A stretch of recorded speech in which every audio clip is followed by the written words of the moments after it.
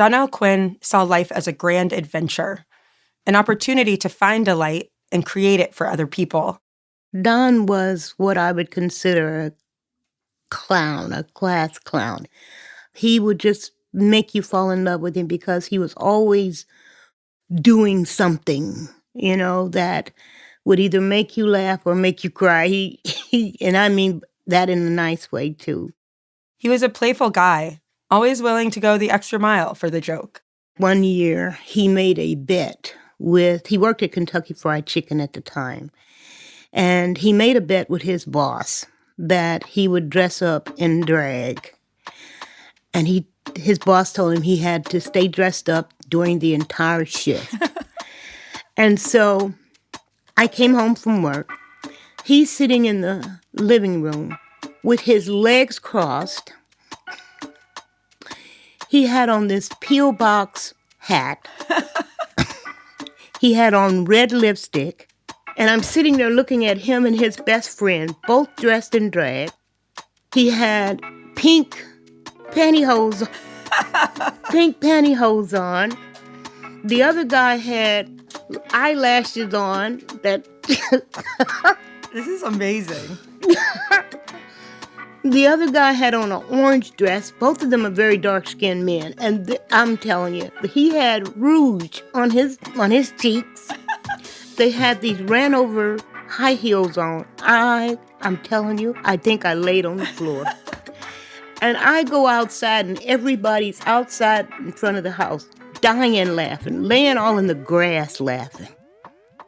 That's the kind of guy he was. Snappy dresser, too. And he was very prissy when it came to his clothes. Mm-hmm. To the point that, like I said, he's a dark-skinned guy. And I had bought this pink sweatsuit. And my daughter came home upset. Mom, did you see Don before he left this morning? I said, well, why would I see him? No, I didn't see him. She said, Mom, he wore my pink sweater to school. I'm like, okay, so what do you want me to do? Nothing. He won Best Dressed contest. Bold move back then, wearing your sister's pink sweatshirt. His mother, Saundra Newsom, says Donell was a romantic, a really kind person. He had a big heart because he worked at Kentucky Fried Chicken, and he'd come home and he'd say, Mom, you know what I don't understand? I said, okay, what is it? He said, we have to throw this food away. He said, they won't even let us leave it outside so that the homeless people can eat. He said, but Mom, I can't leave it. I can't throw it in the dumpster. So I just put it in a box and put it on the back so they can get it and eat. He said, I don't understand why they won't let us leave it for them. And that bothered him. That was the kind of heart he had. It's important. I want people to hear about him as a whole person and not just, I don't want it to just be that something tragic happened to him, because that matters, but that's not all that he was. No, and that's the part that saddens me. Whenever they show that blue Cadillac, I don't see that blue Cadillac. I see his coffin. Doniel Quinn was sitting in a blue Cadillac when he was killed on April 15th, 1994. Saundra sees it in the crime scene photographs when the story surfaces again, which it has in recent years, because Doniel Quinn's murder was pinned on Lamont McIntyre, the man whose exoneration first exposed the alleged crimes of former Kansas City, Kansas detective Roger Golubski. I'm Josie Duffy Rice, and this is Corruption Uncovered, a podcast from Rock Nation and its philanthropic and justice division, Team Rock.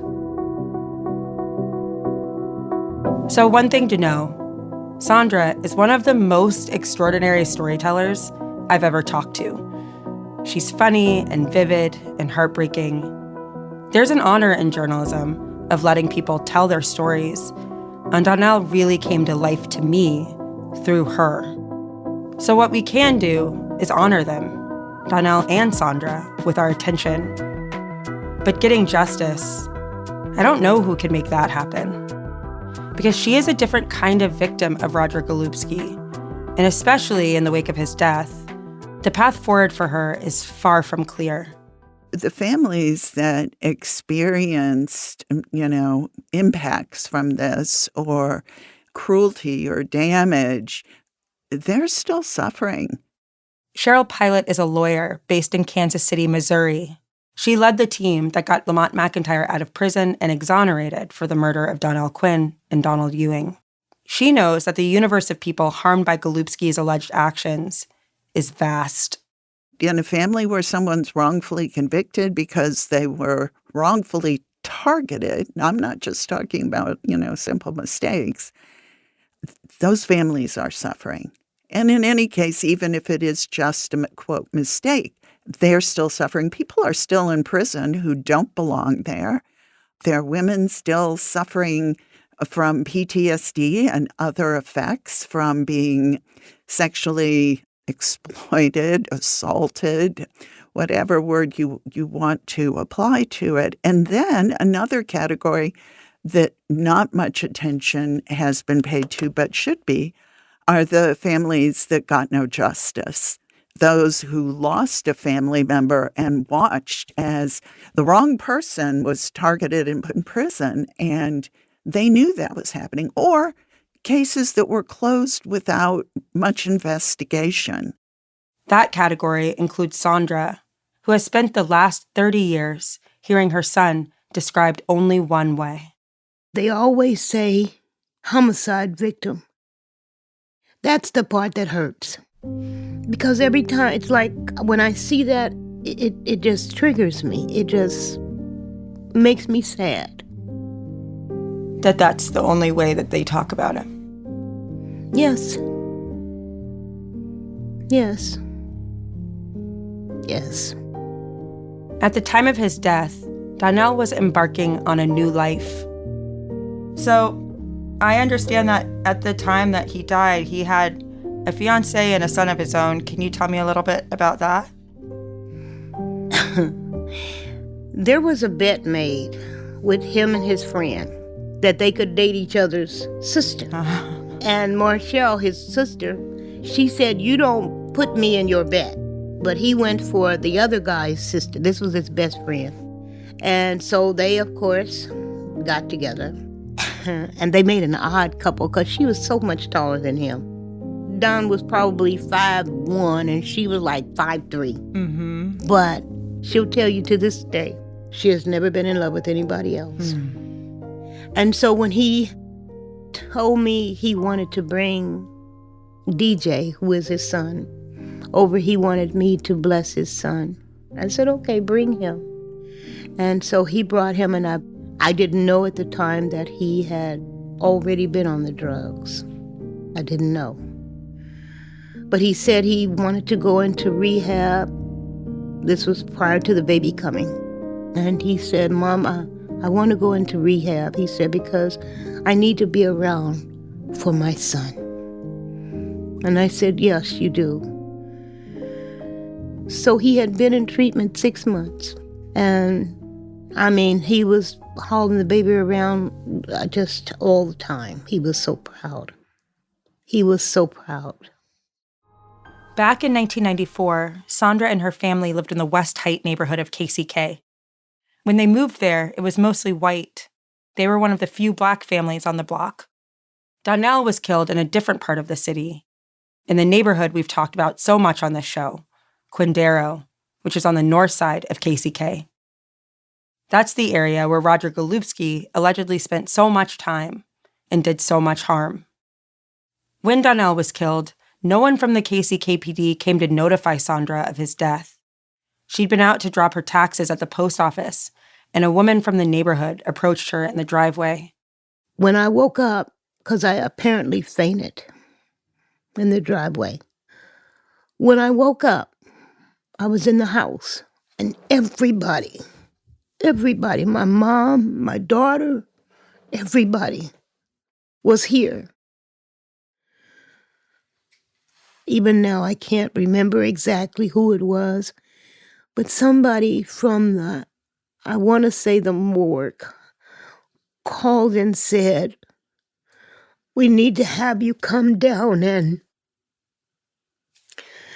identify the body. There was no way I could do it, so I asked my dad and my husband to go in and do it for me. I had never seen my dad cry so hard when he came back. I'd never seen my dad weep. And then talk to me about the next few days. Talk to me about his funeral. What was his funeral like? Prior to his death, he told me, Mom, this lady I work with said if I didn't get my life together, that I was going to be killed. I said, what? He said, yeah. He said, he'll be dark and he'll be wearing black. I said, Don. He said, Mom, that's what she said. Because at that time, he had gone to rehab. He was out. And so I said, well, Don, we have to get this together then. And sure enough, the person that they said did it, that's exactly what they said he was wearing, dark skin, and he was wearing black. I know, it's a lot. I know it's a lot to talk about. That particular week, the funeral homes said that they were really behind because that week 8 young black men were killed. And so they were kind of behind. But before this happened, maybe a month or two before it happened, his sister said, Mom, you might have to have a conversation with Don because he's acting kind of weird. So I came in, he was sitting there, and I said, Don, what's going on, son? What's going on? And he had this look that I had never seen before. He took his hand and he held my face. He said, Mom, you look like an African queen. You are so beautiful, Mom. But it wasn't like he normally sound. And he leaned over and kissed me on the cheek. And it was like he was saying goodbye. Was that the last time you saw him? Yes. He had said to me that about the lady saying that he was going to die. And he said, Mom, I don't think anybody would come to my funeral. I said, Don, what are you talking about? He said, well, I don't think so. But the day of his funeral, we had his service at church. And the place was so packed. It was standing room only. It was so many young people there. I have never heard so much crying. So after that, I think I went through all the stages, the denial, the disbelief. I went through all of those. And then my guy friend told me, like, maybe a week or so, I told him that nobody from the police department came and said anything to me. Mm-hmm. And I remember watching on TV where a mother in Overland Park, white mother, the police officer said, we cannot give out any information until we notify the family. Mm. And I thought that was standard proceeding. I thought right. that if you were a parent, that you would know first. So my guy friend said, well, you can go up to the city hall when they have the city council meetings and you can ask. I'm saying, okay. The following Thursday, I sat out in the audience and waited until they finished all of their business. Mm-hmm. And they said, is there any other business? And I walked up and I said, can you please explain to me why a black mother in Wyandotte County doesn't have the rights as a white mother in Overland Park, where nobody from your police department came and told me anything about my son's death? Mm-hmm. Well, they hurry up and shut that down. Whoa. Oh, but this is not the forum to talk about that. We want you to make an appointment and come and sit in our office. Okay, all right. So a couple of days passed, and I got a phone call from the mayor's office and asked me to come up. So I go up to the mayor's office, and he says, well, come on in, Miss Newsom, would you like a hug? I said, no, thank you. So we go into this big conference room, and there were, I think it was 5 or 6 white males sitting there, and 1 black male. And, of course, the mayor was there. And so the chief of police looks at me and says, real condescending, so tell us again what the story was, Miss Newsom. So I'm tilting my head at him like, really? He says, where is it that you live that you felt like you should have been told about your son's death? I said, well, I live on 24th Street. He then, very condescending. He says, 24th and Quindaro? And I said, I didn't say I lived on Quindaro. He said, well, where then? Where is it that you live? He's barking at me. Where is it that you live? I paused. I said, I live in West Height. Well, all the while he's asking me and grilling me like that, the mayor is sitting there twiddling with a pencil in his hand, just twiddling with the pencil. And as soon as I said West Height, he broke the pencil because he knew the status that living in West Height was. Right. He knew that you weren't ignorable in the same way. Yeah. Because back then, the neighborhood was predominantly white. So he's patting at him with his hand like, be quiet, be quiet. Oh, Miss Newsom. Oh, we are just so sorry. Oh, Miss Newsom. Now it's that. But while he's talking to me like that, he doesn't say a word. He's sitting there looking very pompous. Oh, Miss Newsom. Oh, what can we do to make this better? And all the while he's talking, I'm looking at him like, really? Really?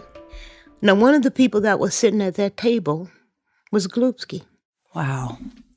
And at that point, you didn't know. I had no idea who he was. And how long was that after your son's death? Possibly 2 weeks. 2 weeks. So then, moving forward, one Friday night, I'm sitting on the front porch, and I'm kind of in my feelings, and I'm crying and talking to God. It was a Friday night. And this unmarked car pulled up in front of my house. Of course, I don't know who he is. I didn't even really remember his face. So he saunters up my step. And I'm looking at him, but I could smell him before he got there because he's got this smelling cologne on. This cheap, I think back in the day it was probably high karate. Anyway, he comes up. Miss Newsom, my name's Roger Golubski, and I'm the detective working on your son's case. I said, okay. He said, may I have a seat? And I said, sure. He said, well, we might have a suspect. We got some people we looking at, but we probably got us a suspect. I said, okay. He said, but we'll be checking back in with you, letting you know how the case progresses. I said, okay. He said, I just wanted to come by and introduce myself to you. I said, okay. And he's almost grimacing. And he's looking at me real, ew. And he says, what is a pretty lady like you doing sitting at home on a Friday night? You ever thought about dating a police officer, a white police officer? My head tilted. And I said, hell no. Oh, my bad. I'm sorry. I'm sorry. I was just asking. I said, okay. So then he said, well, I'll be getting back to you once we have some more information. Okay. Unbeknownst to me, he had already arrested. He had already arrested. And I didn't know that. Oh my gosh. And this is what, maybe like 3 weeks after or something after the death? Yeah. He'd already arrested him. And you know what else killed me too? Is I never got not one thing. Not his billfold, not his nothing. Never got any of that. None of that. Nothing. Never saw the police. Nothing. So it's been 30 years this year. And I wonder what it's been like these past 30 years. That's a big question. But what would you generally say it's been like these past 30 years? All I can say, it's been a living hell. I know that I'm not the only mother who has ever lost a child. But the pain has been so deep. But see, that wasn't the only wound that I sustained. That was not the only wound. So here we are 30 years later. The same grandbaby that he brought to me is now 30. And I'm telling you, he was my heart, my grandson, DJ. He would work with me. He would come, "Grandmother, what do you want me to do for you?" He was the same. He was the same as his father, with that kind heart. He'd do some work for me and I'd pay him, and if somebody walked up 5 minutes later and said they needed $2 or $5, he would give what I just gave him away. Same heart. Same heart. So, we are now trying to get some resolution about Golupski. And so, I had told DJ, let's go to the courthouse so we can see what's going to happen. DJ, the boy that Donell carried around as a baby, was grown up now, accompanying his grandmother to Roger Golubski's court appearances, supporting her in her efforts to get some kind of closure. DJ and Saundra were close, but there were things she didn't know. I didn't know that DJ had so much hurt in him. Don's grandfather was an alcoholic. Mm-hmm. His dad became an addict. Don became an addict. And DJ, he would hear so many people talk to him about his dad, but he never heard his dad's voice. He only saw pictures of him, and everybody would tell him how wonderful his dad was. So for a black man, you need some heroes in your life. And all he had was words of someone else, my words, his mother's words. He had to learn who his dad was through folks telling him who he was.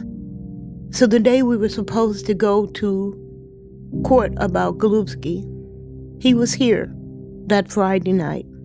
My grandson was here. Then he went to his mom's house that Sunday night because he wanted to wash some clothes so that he and I could go to court. That weekend, he had 5 drugs in his system. That Sunday night, he was at his mom's house. And he shot and killed his baby's mama. And my great-grand, because she was pregnant. Oh, Saundra.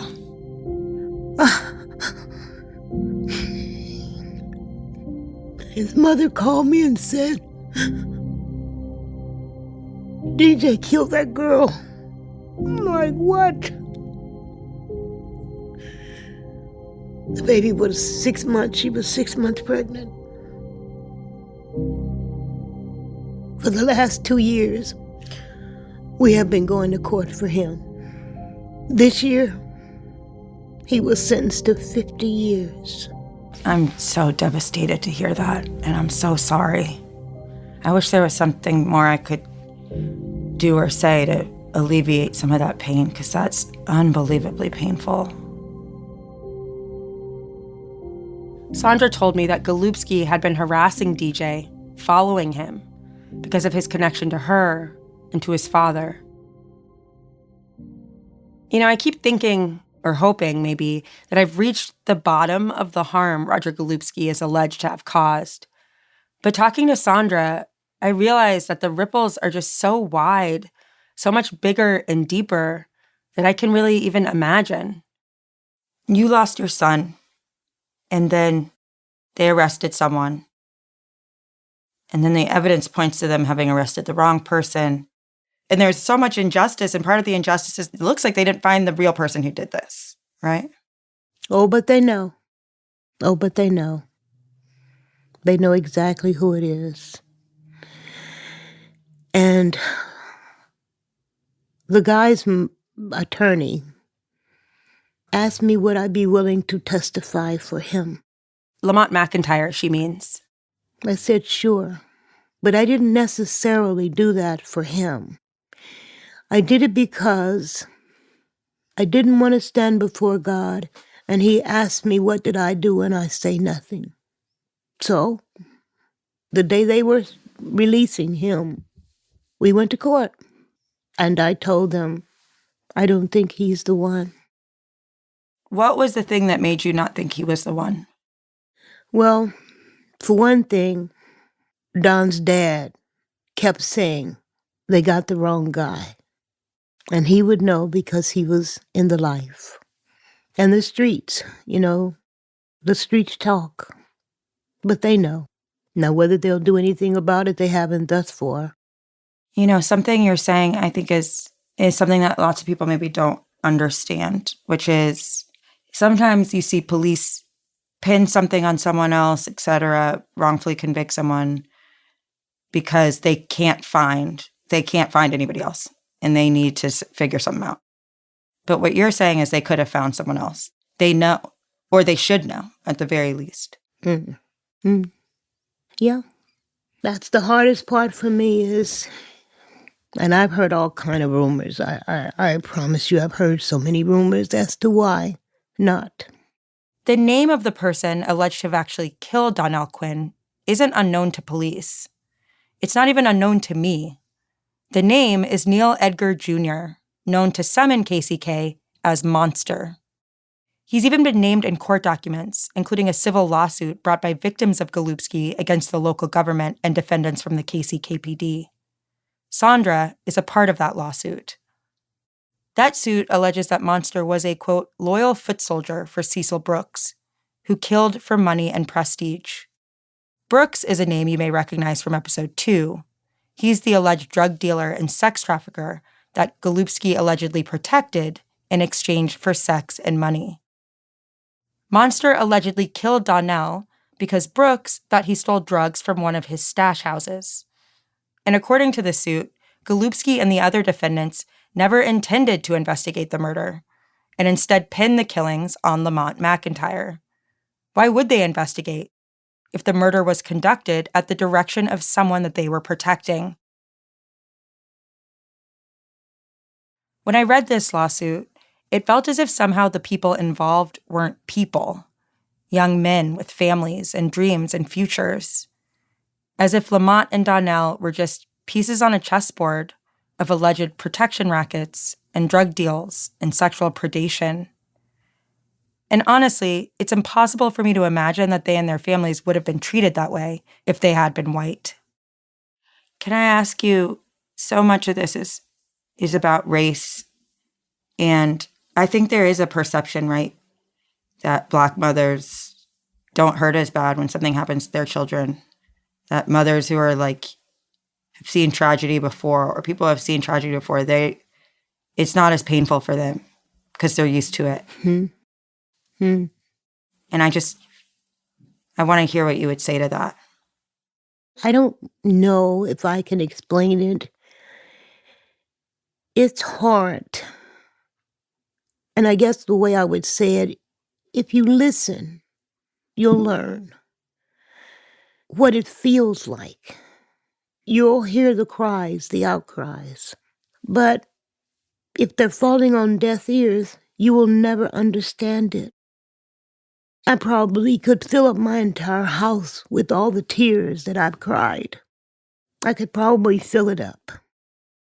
And I know I'm not the only mother who has cried because, like I said, the mortician told me that week they had 8 bodies.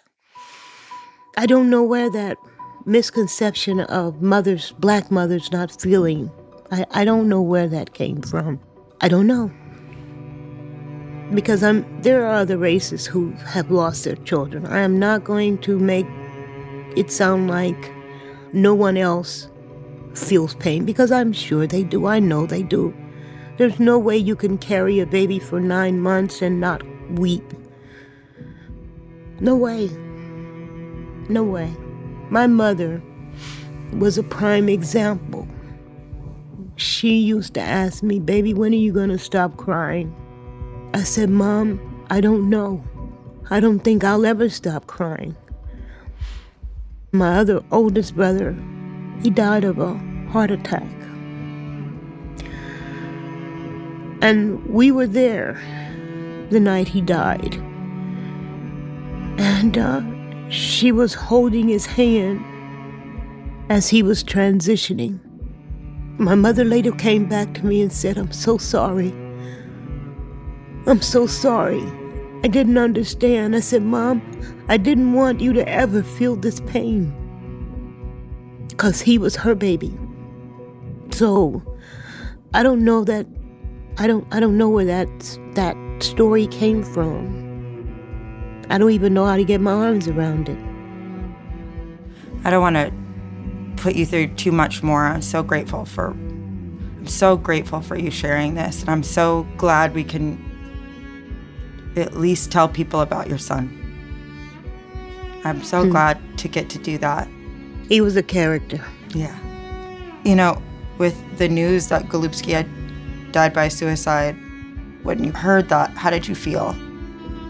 This is gonna sound strange, but I think it probably was worse for him to see all the females that he had bothered, touched, destroyed, whatever. It was harder for him to go to that courtroom because I'm sure it was going to be full with all of his ghosts. So I think for him, even probably more so than going to jail, I think to look at these ladies' faces was more bothersome to him than anything. My heart is broken for them because some people would have got some kind of fulfillment out of just looking at him and letting him know, "You took from me, but you didn't kill me. You stole from me, but I'm not dead." So I hope that they find, first of all, the peace, because that's what I've had to do, is find the peace. For me, there cannot be resolution because you cost me my son, you cost me my grandson, and you cost me my great-grandbaby. So you can never pay that debt. You can never pay that debt. Even in exchange for his life, that debt can never be paid. Saundra, thank you so much for talking to us. I know I've made you walk through the most painful memories and the most painful moments, and I'm so sorry for that, and I am so grateful for you taking the time, and I'm truly so grateful that we get to share your story, that we get to talk to the world about your son. Well, I think for me, it's not just about my son, it's about our sons. The ones you put in jail, they were somebody's sons. So it's not just the one person, it's many persons. And that's kind of what bothers me about living black in America.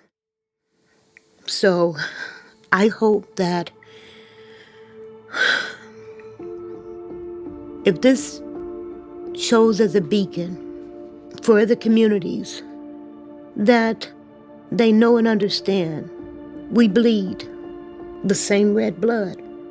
We feel that same hurt. There's no difference. There's no difference. So I hope we'll get to the end of this story. That's what I hope. I hope so too. But even after all the reporting we've done, it's hard for me to even picture the end of the story. I think to start to see it, we need to zoom out. We've talked about Roger Golubski so much. What we have talked less about so far is the system that surrounded him. And that system goes way beyond the KCKPD. The first person I heard about connected to this story was Tara Moorhead, a former federal and county prosecutor in Kansas. She was the person who allegedly pressured a witness to lie about Lamont McIntyre's involvement in the death of Saundra's son, Donell. She was the one who prosecuted a case with no physical evidence connecting Lamont to the shooting, a case reliant on questionable eyewitness testimony.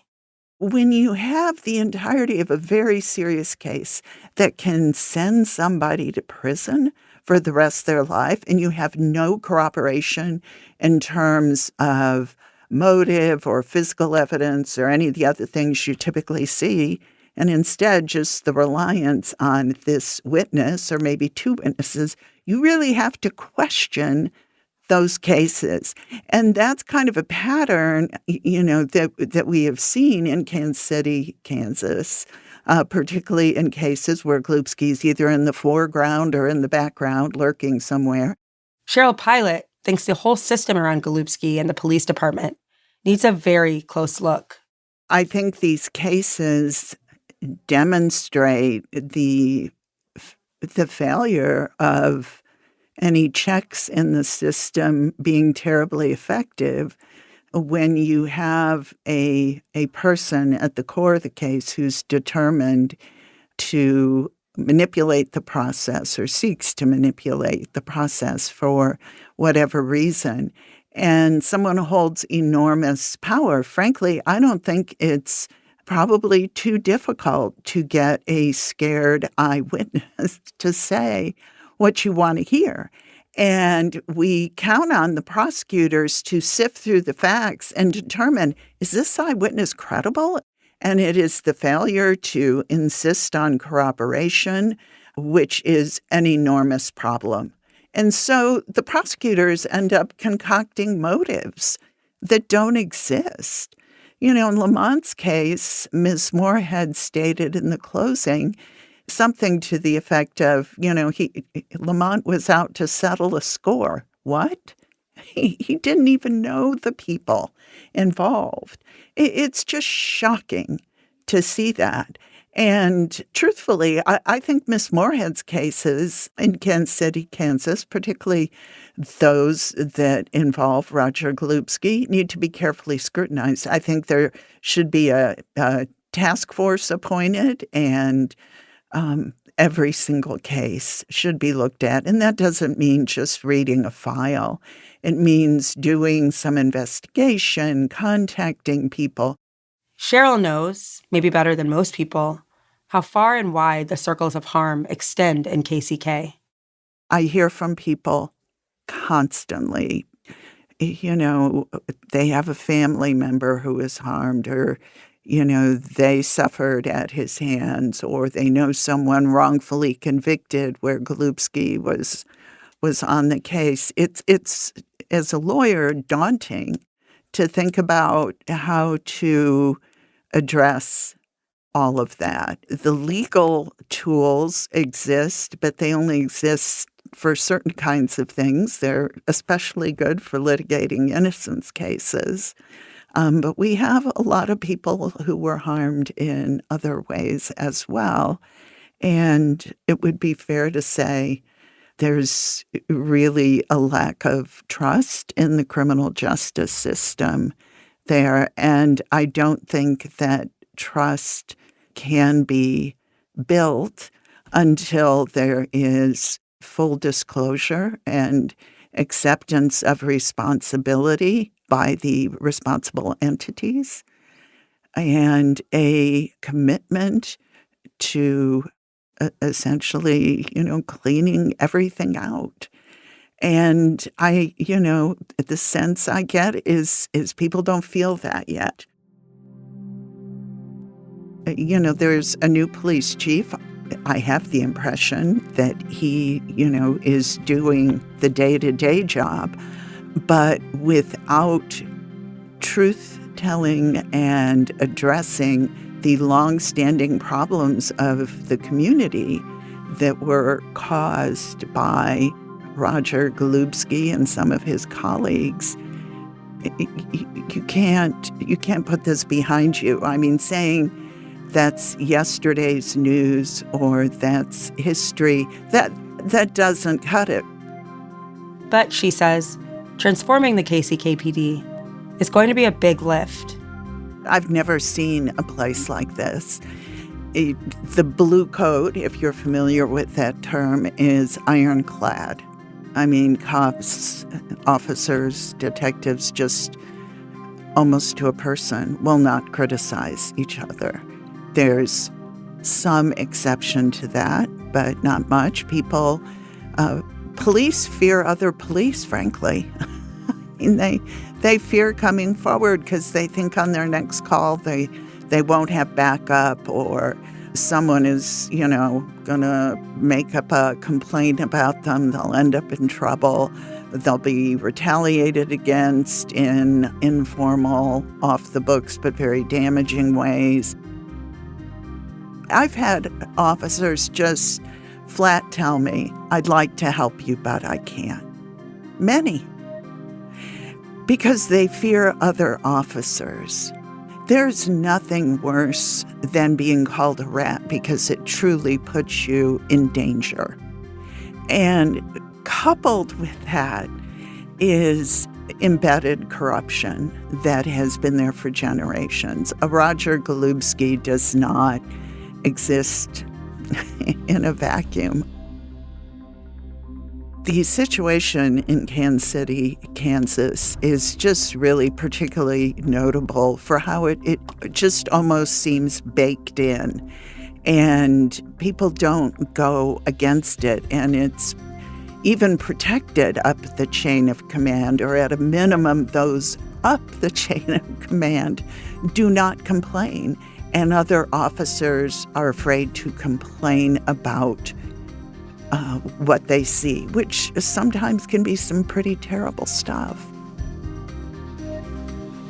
When you look to the future now that he's dead, what do you see? What kind of resolution do you think is possible? Is there a resolution possible? The lack of trust in the police department is such that there are already many, many theories about what happened. There are some people that don't believe he's dead, that he's been spirited off somewhere. There are people who believe it was a homicide. There are probably a few people that believe it was a suicide, but other people scoff at that. There are people who believe he was encouraged to shoot himself. So there are as many theories as there are people out there. And I really hope there is very radical transparency by authorities in informing the community what happened. I think the autopsy report should be released. I frankly think at least some of the autopsy photos should be released. I mean, when you have people doubting that he is deceased, that's a problem. And I listen to everybody. Everyone is entitled to their point of view. And all I can say is I understand why you feel that way. I mean, the trust that you had with the system is broken. And I have learned from experience that many things that people thought just couldn't possibly happen in a criminal justice system have happened there. I would urge respect to all these people in the community. I believe they're due reparations. There are countless families and people who have been affected by this. We're not just talking 8, 10, 12. I can't even put a figure on it. Many many, going back many years, in some cases decades. And I think it's time for the unified government to admit this and to appoint a group to start looking at how they would go about making reparations to this community. But that would require a willingness to open up the records and be honest about the past and face the harm that's been done. And so far, that hasn't happened. On the next episode, we discuss the history of corruption in the KCKPD and talk to a former chaplain who tried to stop it after seeing it firsthand. And we look at how the department and the local government have mightily resisted efforts to bring the past to light. Corruption Uncovered is a podcast from Rock Nation and its philanthropic and justice division, Team Rock. Team Rock partners with the Midwest Innocence Project to uncover corruption in Kansas City, Kansas. We want to extend a special thanks to the KCK community of survivors and advocates. Corruption Uncovered is produced by Pineapple Street Studios. I'm your host, Josie Duffy Rice. This episode was written and produced by me and Kat Aaron, with additional production support from Justine Dom, Eric Minnell, and Yinka Rickford-Angwin. Our editor is Joel Lovell, fact-checking by Will Tavlin, music licensing by Epidemic Sounds. Our recording engineers are Pedro Alvira and Marina Pais, mixing by Marina Pais. Kat Aaron and Jayan Berry are our executive producers. Thanks to Chris Pruitt at KCUR and Joshua Jackson for their help. And thank you for listening.